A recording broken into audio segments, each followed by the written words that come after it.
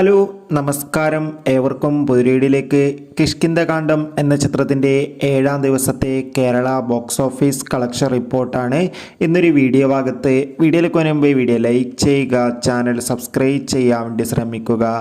ആസിഫ് അലി, വിജയരാഘവൻ, ജഗദീഷ്, അപർണ ബാലമുരളി, അശോകൻ എന്നൊക്കെ പ്രധാന കഥാപാത്രങ്ങളായി സെപ്റ്റംബർ 12-ാം തീയതി റിലീസ് ചെയ്ത ചിത്രമായിരുന്നു കിഷ്കിന്ധകാണ്ഡം. ചിത്രത്തിന് മികച്ചൊരു പോസിറ്റീവ് റെസ്പോൺസ് തന്നെയാണ് ഇപ്പോഴും പുറത്തുവന്നുകൊണ്ടിരിക്കുന്നത്. അതുകൊണ്ട് തന്നെ എല്ലാ സിനിമാ പ്രേമികളും ഒരേപോലെയാണ് ചിത്രത്തിൻ്റെ ഓരോ കളക്ഷൻ റിപ്പോർട്ടും അറിയാൻ വേണ്ടി കാത്തിരുന്നത്.